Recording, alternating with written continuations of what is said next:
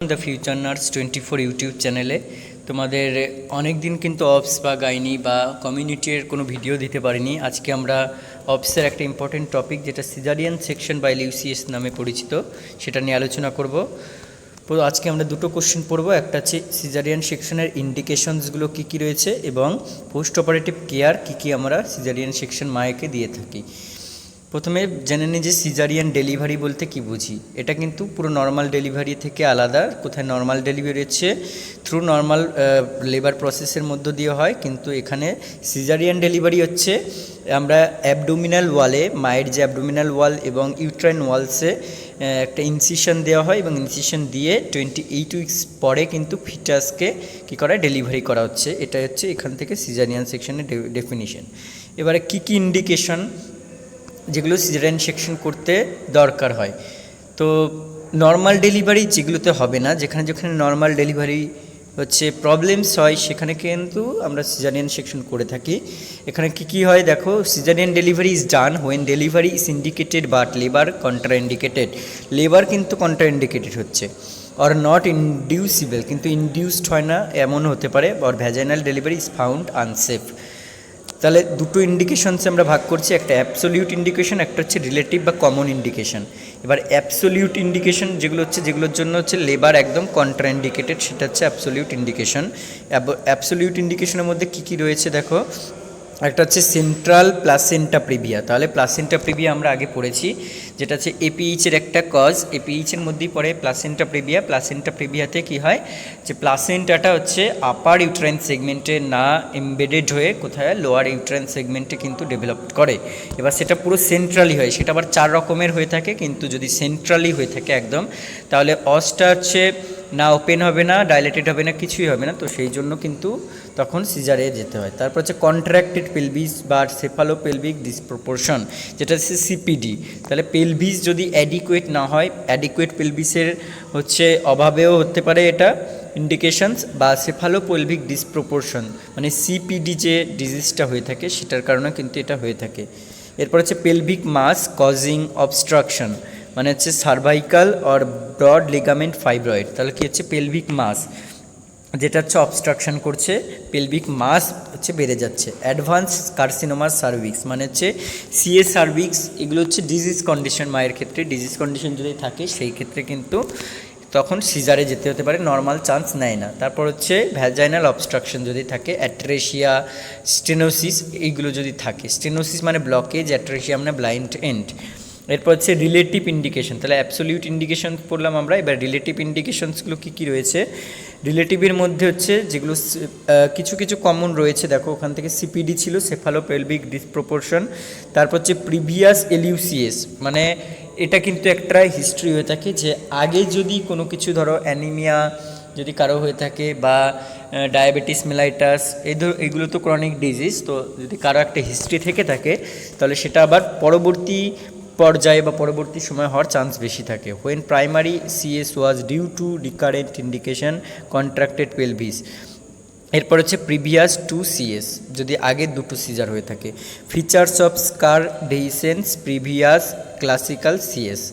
এরপরে আমরা কি জানবো যে আরও কয়েকটা রয়েছে, দেখো রিলেটিভ ইন্ডিকেশন, যেটা হচ্ছে নন রিয়াজিউরিং FHR, ফিটাল ডিস্ট্রেস হচ্ছে, মানে যদি আমরা রিয়াসিওর করতে পারছি না ফিটাল হার্ট রেট পাচ্ছি না, সেটা তখন বুঝবো ফিটাল ডিস্ট্রেস।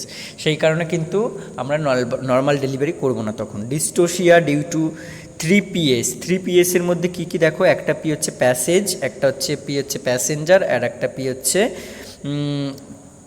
একটা P হচ্ছে পাথওয়ে বা পাওয়ার। ঠিক আছে, তাহলে প্যাসেজ, পাওয়ার আর প্যাসেঞ্জার ব্যাপারটা কি, প্যাসেঞ্জারে বলছে প্যাসেজ তার মানে কি লার্জ ফিটাস যদি থাকে তাহলে আমরা নর্মালে করতে পারবো না। যদি স্মল পেলভিস থাকে তাহলে প্যাসেজে স্মল পেলভিস অ্যাডিকুয়েট পেলভিস নয়, আর যদি ইনএফিশিয়েন্ট ইউট্রাইন কন্ট্রাকশন হয় সেই ক্ষেত্রে।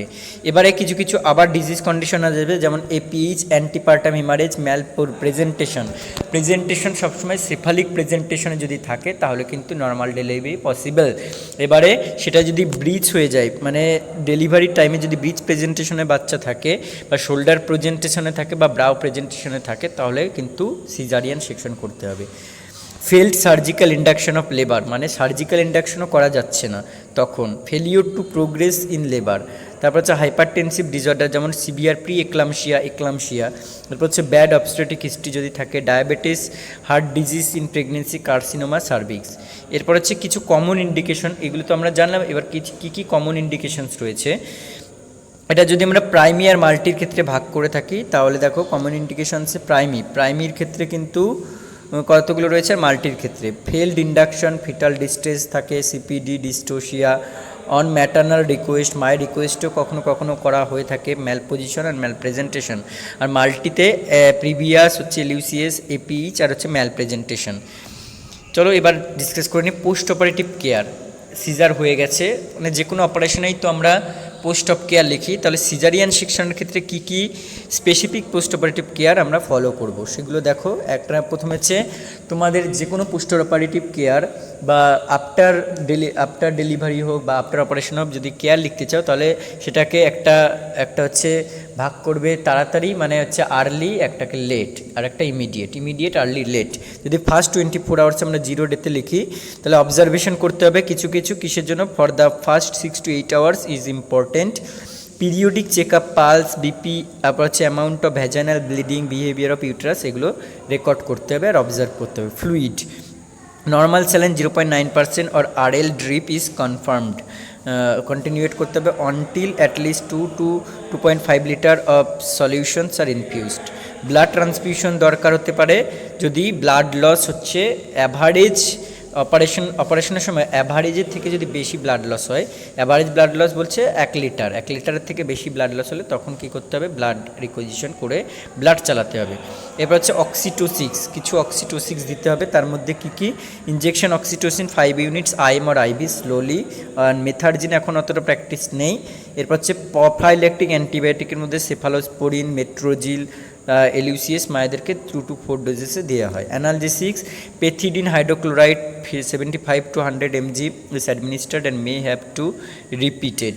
এরপর হচ্ছে অ্যাম্বুলেশনটা অবশ্যই দরকার। অ্যাম্বুলেশন না করলে হচ্ছে কী হবে, বেড রিডেন হয়ে থাকবে, তাড়াতাড়ি হিলিং হবে না। The patient can sit on the bed or even get out of bed to quiet the bladder provided the general condition permits. She is encouraged to move her legs and ankles and to breathe deeply to minimize leg vein thrombosis, pulmonary embolism. এরপর হচ্ছে থ্রম্বোপ্রোফাইল্যাক্সিস কী দেওয়া হয়, থ্রম্বোপ্রোফাইল্যাক্সিসে based on risk factors, এটা risk ফ্যাক্টরের উপর নির্ভর করে। আর baby is put to the breast for feeding after 3 to 4 hours or sooner, থেকে যে 3 থেকে 4 ঘন্টা বা তারও তাড়াতাড়ি, when mother is stable and relieved of pain. এরপর হচ্ছে ডে 1 হচ্ছে ওরাল ফিডিং দেওয়া হয় in the form of plain water or electrolyte water or black tea may be given. Active bowel sounds are observe by the end of the day. এবার day 2তে কী করা হয়, ডে 2তে দেখো আস্তে আস্তে সলিড ডায়েটে হচ্ছে কনভার্ট হবে। এরপর বাওয়েল কেয়ারে 3 to 4 teaspoon of lactulose is given at bed time if the bowels do not move spontaneously. এরপরে ডে 5 বা ডে 6 আর রিমুভ করা হয়, ডে 5 ইন ট্রান্সভার্স আর ডে 6 লংগিটিউডিনালে যদি কাটে। এবার ডিসচার্জে পেশেন্টকে ডিসচার্জ করা হয় on the day following removal of stitch কেটে তারপরে রিমুভ করে তারপরে ডিসচার্জ দেওয়া হয় if otherwise fit. Usual advices like those following vaginal delivery are given depending on post operative recovery and availability of care at home. তাহলে discharge advice নিয়ে আমরা পরের দিন আলোচনা করবো। আজকে এই পর্যন্তই। তোমাদের ভিডিওটি ভালো লাগলে অবশ্যই চ্যানেলটিকে সাবস্ক্রাইব করে দেবে এবং পাশে থাকা বেল আইকনটি প্রেস করে দেবে। চলো দেখা হবে পরবর্তী ভিডিওতে।